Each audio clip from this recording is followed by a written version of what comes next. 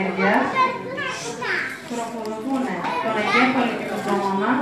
Προτιμούμε εμείς οι γονείς να δίνουμε προϊόντα ολικής, όχι από την άποψη τόσο των θερμίδων, όσο το ότι μεταβολίζονται καλύτερα στο σώμα μας και στο αίμα μας και μας κρατάνε περισσότερη ώρα χορτάτους, το λεγόμενο αίσθημα του χωρισμού.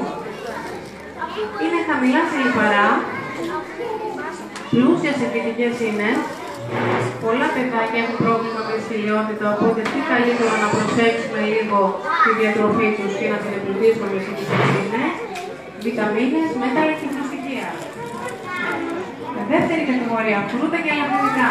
Τα γνωρίζουν όλοι. Υπάρχουν στις οικογένειες όλων των Ελλήνων. Προτιμούμε τα φρέσκα και εποχιακά και όχι τα κονσερβοποιημένα. Ελπίζω ότι συμφωνείτε όλοι σε αυτό. Προσπαθούμε να τους τονίζουμε τη σημασία, δίνοντάς τους σε καθημερινή βάση ισοδύναμα φρούτων στη διάρκεια όλης της ημέρας και όχι μόνο το απόγευμα. Είναι και αυτά εξίσου χαμηλά σε λιπαρά, δεν περιέχουν καθόλου. Φυτικές ίνες πλούσιες. Προφύλαξη εννοείται και αυτά από ιώσεις, γιατί οι βιταμίνες θωρακίζουν πάρα πολύ την άμυνα του οργανισμού και ένα παιδάκι μπορεί να τα απεξέλθει καλύτερα στη σχολική χρονιά. Τρίτη κατηγορία, το γάλα και τα γαλακτοκομικά, το οποίο είναι κύρια πηγή ασβεστίου και βιταμίνης Β. Ό,τι πρέπει δηλαδή για τα οστά των παιδιών μας, για την ανάπτυξή τους, και ιδίως για το ύψος τους. Πρωτεΐνη για τη δόμηση του μυϊκού ιστού, ιδίως για τα παιδάκια τα οποία αθλούνται. Και να τονίσω και κάτι, όσο μπορούμε όχι γάλα σε μορφή κακάο. Θα τα ξεγελάσουμε, αλλά καλό είναι να μάθουμε το παιδί μας να πίνει ωραίο λευκό γάλα χωρίς πρόσθετα. Επόμενη κατηγορία, πρωτεΐνη, που όπως λέω και στα παιδάκια στο δημοτικό όποτε μεταλλούν να τους κάνουν μιλία, αυτό που τους μένει είναι πρωτεΐνη τι είναι, είναι οτιδήποτε περπατάει, κολυμπάει και πετάει. Άρα εννοούμε ψάρι, κρέας και όλα τα παράγωγα, γάλα, γιαούρτι, αυγά. Τι καλύτερο λοιπόν υπάρχει στη διατροφή των παιδιών μας και αυτή η πολύ σημαντική και ωφέλιμη κατηγορία. Να τονίσουμε τα ψάρια, ωφέλιμα στα ω3 λιπαρά οξέα και ένα άλλο μυστικό να σας πω. Τα ψαράκια που περιέχουν τη μεγαλύτερη περιεκτικότητα σε ω3 είναι τα ψάρια που ξεκινάνε από σίγμα. Σκουμπρί, σαρδέλα και σολομό. Άρα εύκολα τα συγκρατούν αυτό και τα παιδιά και οι γονείς. Όσπρια στην ίδια κατηγορία, πλούσια σε φυτικές ίνες. Δεν ξεχνάμε ποτέ και δεν παραλείπουμε τουλάχιστον μια φορά την εβδομάδα ένα παιδί να τρώει κάποια ομάδα από την κατηγορία των οσπρίων. Τελευταία κατηγορία, αλλά εξίσου σημαντική, είναι τα λίπη και τα έλαια, τα οποία δεν πρέπει να παραλείπουμε από τη διαδικασία μας, γιατί τα χρειαζόμαστε. Μας προκαλούν το αίσθημα του περισμού, μας χορταίνουν και εννοείται ότι δίνουν καλύτερη γεύση στα φαγητά. Χωρίς αυτό να σημαίνει ότι πρέπει να το παρακάνουμε εμείς οι γονείς. Τα γλυκά δεν μπορούσαμε να μην τα παραλείψουμε. Καλό είναι να υπάρχουν και τα γλυκά. Προτιμάμε τα σπιτικά γλυκά εμείς οι γονείς και μετά καταθέτουμε στις έτοιμες λύσεις. Το παιδί έχει ανάγκη από ενέργεια, χωρίς αυτό να σημαίνει ότι πρέπει να το δίνουμε αλόγιστα, ούτε πάλι να το ενοχοποιούμε. Πρέπει να υπάρχει λίγο ένα μέτρο σε αυτό. Θα ήθελα λίγο τώρα, έτσι μια μικρή αναφορά στα ημερήσια γεύματα. Γνωρίζετε όλοι εσείς οι γονείς ότι ένα παιδί δεν μπορεί να φύγει από το σπίτι για να πάει στο σχολείο αν δεν έχει γεμίσει λίγο το στομαχάκι του για φαγητό, όπως και εμείς. Οι ενήλικες δεν μπορούμε να ξεκινήσουμε τη μέρα μας ή να πάμε στις δουλειές μας άμα δεν έχουμε πάρει λίγο ενέργεια. Γιατί η αλήθεια είναι μετά από λίγο αρχίζουμε και νιώθουμε ατονία. Το ίδιο συμβαίνει και τα παιδιά. Παιδάκια τα οποία πάνε νηστικά στο σχολείο, έχει παρατηρηθεί από έρευνες ότι δεν μπορούν να είναι τόσο συγκεντριμένα στο μάθημα. Και το μυαλοδάκι τους λίγο αρχίζει και ταξιδεύει. Άρα, μικρό ή λίγο πρωινό το τονίζουμε και τους δίνουμε κάτι εύκολο, το οποίο μπορούν να το φάνε πριν πάνε στην τάξη τους. Ενδιάμεσα γεύματα, το λεγόμενο κολατσιό. Όσοι από εμάς έχουμε τη δυνατότητα να βάλουμε κάτι στην τσάντα του παιδιού μας και θα φτιάξουμε, είτε αυτό λέγεται ένα σπιτικό κέικ ή μια σπιτική πίτα με αγνά φρέσκα υλικά. να φτιάξουμε μόνες μας μπάρες δημητριακών και να βάλουμε μέσα ξηρούς καρπούς, σταφιδούλες, αποξερμένα. Θα το λατρέψουν τα παιδιά και είναι ωραία λειτουργία. Μεσημεριανό. Να τονίσω ότι καλό είναι να καθόμαστε όλοι στο τραπέζι με ηρεμία, στώνουμε το τραπεζομάντιλο, βάζουμε το σερβίτσιο μας, χαμηλώνουμε κινητά, αν μπορούμε να κλείσουμε και τις τηλεοράσεις, έτσι ώστε να είμαστε στο γεύμα, να είμαστε εκεί και όχι να ταξιδέψει στο μυαλό μας. Ο λόγος είναι απλός. Χορταίνουμε καλύτερα όταν όλες μας οι αισθήσεις ικανοποιούνται. Και δεν είναι μόνο η γεύση. Είναι η ακοή από τη σαλάτα που έχει το κρατζάνι. Είναι η όσφρηση, είναι το βλέμμα, είναι τα πάντα που πρέπει να είναι εκεί πέρα. Με ηρεμία, χωρίς φωνές, λέμε πώς περάσαμε στο σχολείο, να μας πούν τα νέα τους τα παιδιά, τα αφήνουμε να ξεκουραστούν και πάμε στο απόγευμα. Απογευματινό πρέπει να έχουν, ιδίως τα παιδιά τα οποία αθλούνται, ένα ωραίο προαγωνιστικό γεύμα, όπως μία ωραία μπανάνα μπορούν να σου πάνε άνετα τα παιδιά. Και όχι αμέσως μετά, κατευθείαν κρουασάν. Γιατί λέει το παιδί κουράστηκε. Δεν έχει ανάγκη από τυποποιημένα συσκευασμένα, αλλά από βιταμίνες και ενέργεια. Βραδινό. Δεν πρέπει να το παραλείπουμε, χωρίς αυτό να σημαίνει ότι πρέπει η ποσότητά του να ξεφεύγει. Κάτι ελαφρύ, κάτι ευκολοφόνιστο, έτσι ώστε το παιδί να το πάρει με όρεξη. Και αν κάποια παιδάκια, τα πιο μεγάλα, όχι τα πρωτάκια, έχουν διάβασμα, έχουν και άλλες υποχρεώσεις και θα κοιμηθούν πιο αργά, μπορούν ωραιότατα και ένα προείπνο γεύμα, όπως ένα ποτήρι ζεστό γάλα, με μια κουταλιά μέλι. Είναι ότι πρέπει να ηρεμήσουν πριν κλείσουν τα μάτια και για να κοιμηθούν.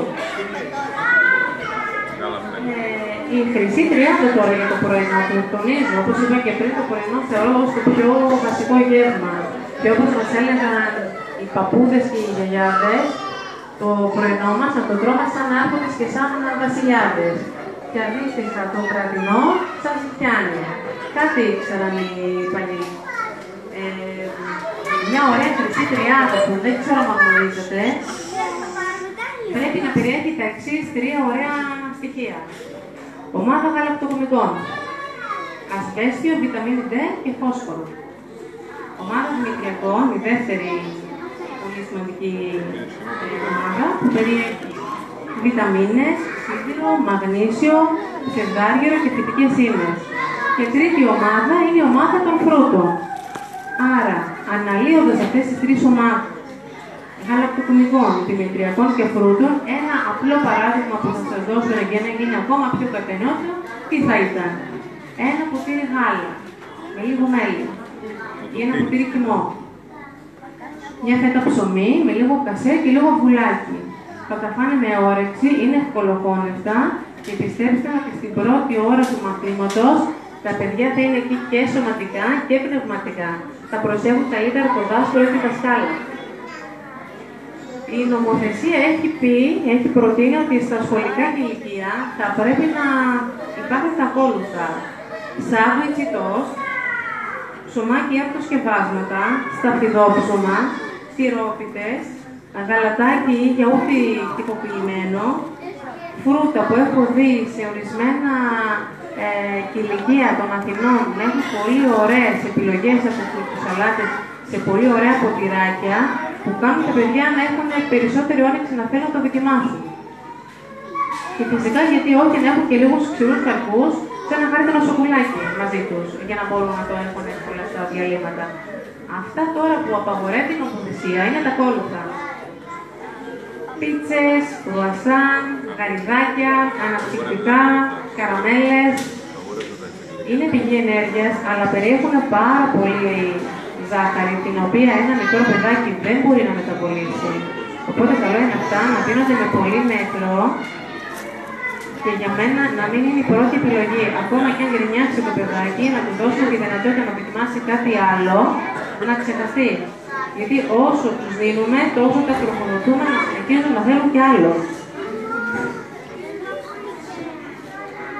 Κάποια έτσι τρίκ που θα ήθελα να σας πω για το απογευματινό, για τους δύσκολους φίλους που δεν θέλουν τα φρούτα, γιατί μου τα λένε πολλές μανούλες, έχω δει και μου λένε στο γραφείο, το παιδί μου δεν τρώει καθόλου φρούτα. Πάρτε ένα ωραίο ξυλάκι καλαμάκι και κάντε ένα πολύ ωραίο σουβλάκι φρούτο, χρωματιστό, με διάφορα χρωματάκια μέσα. Το παιδί θα θελήσει να το δοκιμάσει. Ή ακόμα αν έχετε τη δυνατότητα να κάνετε ένα ωραίο ελαφρύ σμούθι. Να το πιει ή να πάρει το κουταλάκι να το δοκιμάσει. Τώρα, στο θέμα της διατροφής, τονίζουμε τη σπουδαιότητα ότι πρέπει το παιδί να ακούμε πάντα τον παιδίατρο όταν γυρίζει και μας σχολιάζει την καμπύλη ανάπτυξης όσον αφορά τόσο το βάρος όσο και το ύψος. Και όταν γυρίσει και μας πει ο παιδίατρος ότι πρόσεξε λίγο το βάρος, δεν πρέπει να το αναλύσουμε. Ο λόγος είναι απλός. Πέρα από το ότι η παχυσαρκή, όπως σας είπα πριν, είναι πολύ εύκολο πλέον να χτυπήσει μια γενική πόρτα. Η κακή διατροφή μπορεί να σημαίνει περιδόνα, λιπιδαιμίες, εννοώντας ότι μπορεί ένα παιδάκι να έχει αυξημένη χολυστερίνη και είναι πολύ άσχημο να βλέπουμε παιδάκια 4 και 5 χρονών να έχουν αυξημένη χολυστερίνη ή ζάχαρο. Και εννοείται και λίγο η ψυχολογία, γιατί πολύ εύκολα μπορεί ένα παιδάκι να δεχτεί αρνητικά σχόλια για την εικόνα του σώματος, να μην το πει στο γονέα. Οπότε εμείς πρέπει λίγο να παρακολουθούμε τα παιδιά μας στη συμπεριφορά τους, αν αλλάζει, αν τα βλέπουμε να κοιτάζονται πολλή ώρα στον καθρέφτη, να αλλάζουν έντονα ρούχα και να ρωτάνε από εμάς να σχολιάσουμε για το πώς τα βλέπουμε, αν είναι παχουλά ή όχι. Κάτι σημαίνει αυτό, λίγο να σταθούμε, να μην το προσπεράσουμε και ίσως αργότερα μας εκμυστηρευτεί ότι όντως νιώθει λίγο άβολα ή ένας φίλος, ένας μαθητής του το σχολίασε λίγο αρνητικά.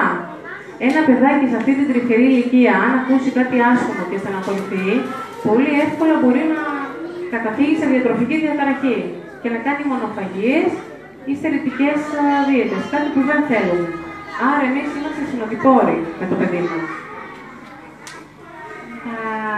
Τα τρίκ που σας είπα εδώ έτσι για να ολοκληρώσω, γιατί δεν θέλω να σας κουράσω, δεν επιβραβεύουμε ποτέ τα παιδιά μας με λιγουριές. Πέρασες καλά σήμερα, έβγαλες καλό βαθμό. Έλα πάρε μια ωραία σοκολάτα. Η επιβράβευση για το παιδί μας είναι ένα φιλί και μια αγκαλιά. Αυτό έχει ανάγκη το παιδί και όχι τη ζάχαρη. Δωροδοκία. Αν κάτσεις καλά στην επίσκεψη που θα πάμε, γυρίζοντας θα σου δώσω μια σοκολάτα. Όχι, γιατί να το πούμε αυτό. Αν κάτσεις φρόνημα στη γιαγιά στην επίσκεψη, όταν γυρίσουμε θα παίξουμε μαζί το αγαπημένο σου παιχνίδι ή θα σου διαβάσω το αγαπημένο σου βιβλίο. Άρα πάλι εκεί, στην επιλογή του άσχημου φαγητού. Όπως είπαμε, καθόμαστε όλοι μαζί στο τραπέζι, γιατί τα παιδιά μας μιμούνται. Αν εμείς δεν τρώμε σαλάτα, το παιδί μας δεν πρόκειται να πει «Μαμά, έχω ζηλέψει μια ωραία χωριάτικη σαλάτα ή κολοκυθά και βραστά». Ό,τι βλέπει το παιδί προσπαθεί να το αντιγράψει. Δεν ενδείχνουμε όταν γυρίζει και μας λέει «Μαμά, δεν θέλω να το πάρω αυτό σήμερα». Το αφήνουμε λίγο να ηρεμήσει, να πεινάσει, το φαγητό θα είναι εκείνο το περιμένει. Γιατί αν μάθει από εμάς ότι «Ναι, αγάπη μου, δεν θα σου δώσω τα φασολάκια, θα σου τηγανίσω μια μερίδα πατάτες», το παιδάκι θα μάθει και πολύ εύκολα θα το ζητάει πιο συχνά αυτό. Μαγειρεύουμε μαζί με τα παιδιά, γιατί όχι. Είμαστε στην κουζίνα, βάζουμε λαχανικά, του εξηγούμε τι είναι το καθένα, τους αρέσει το αίσθημα της δημιουργίας και μετά το βάζουμε γιατί όχι και να δοκιμάσει αυτό το οποίο μαγειρέψαμε. Έτσι το παροτρύνουμε να δοκιμάσει και ένα φαγητό που δεν είχε δοκιμάσει ποτέ του. Σχεδιάζουμε στο πιάτο όσες από εσάς έχετε όρεξη και χρόνο, γιατί ξέρω ότι όταν έχετε 3 παιδιά ο χρόνος είναι ελάχιστος.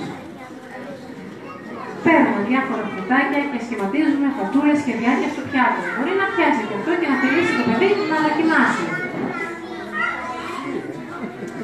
Τα ξεγελάμε, γιατί όχι, καμιά φορά μπορούμε να τα ξεγελάσουμε, να αλέσουμε κάποια λαχανικά λίγα φρούτα και να τα κρύψουμε μέσα στο φαγητό, έτσι ώστε το παιδί να μην το καταλάβει. Δεν τους δίνουμε το δικαίωμα της επιλογής, δεν ρωτάμε στο παιδί τι να μαγειρέψω σήμερα. Το παιδί πρέπει να ξέρει ότι υπάρχει ένα πρόγραμμα διατροφής και γιατί όχι να το σχεδιάσουμε και να το αποκολλήσουμε στο ψυγείο και να το πούμε. Τη Δευτέρα θα πάμε λαδερό, την Τρίτη θα πάμε ψάρι, την Τετάρτη θα πάμε όσπρο, έτσι ώστε όταν το παιδί πει «Μαμά, θέλω τηγανιτή πατάτα» ή αυγό, όχι ότι είναι κακό, θα το φάει και αυτό. Αλλά αν το παιδί από εμάς μας προτείνει και μας λέει τι θέλει, τότε λίγο το έχουμε χάσει το παιχνίδι. Αν έχουμε όρεξη πάλι και χρόνο, παίρνουμε ένα μπλοκ ζωγραφικής. Παίρνουμε μολύβι ή μαρκαδόρους και αρχίζουμε και σχεδιάζουμε τα λαχανικά και τα φρούτα. Σε κάθε παιδί αρέσει η ζωγραφική, τουλάχιστον στα περισσότερα. Όταν αρχίζουμε να τα σχεδιάζουμε και να το εξηγούμε πόσο ωφέλιμα είναι για το σώμα μας, για τη δύναμή μας, για την ανάπτυξή μας, το παροτρύνουμε λίγο περισσότερο να προσπαθήσει να δοκιμάσει. Γιατί όχι να αγοράσουν ένα βιβλίο. Τον τελευταίο καιρό έχουν γραφτεί αρκετά αξιόλογα βιβλία από συγγραφείς διαιτολόγους που τονίζουν τη σπουδαιότητα της μεσογειακής διατροφής. Σαν παραμύθι. Είτε πριν το φαγητό, είτε ακόμη και πριν από τον ύπνο. Τα παιδιά τα τυπώνουν όλα και τα θυμούνται. Και κάνουν εύκολα έτσι ωραίες απορίες που μπορούν να τους εξηγήσουμε και την ώρα του φαγητού. Αν εμείς οι ίδιοι, τι πιο βασικό, δεν βάζουμε άσχημες λιχούδια στην τσάντα και προσέχουμε και βάλουμε κάτι πιο υγιεινό, εννοείται το παιδί θα φάει το υγιεινό, το πιο απλό. Αυτά ήθελα να σας πω. Ελπίζω ότι δεν σας κούρασα, ότι σας φάνηκαν χρήσιμα και κάτι από αυτά θα πειραματιστείτε κι εσείς σαν γονείς να κάνετε στα παιδιά σας. Ευχαριστώ πολύ για τον χρόνο σας.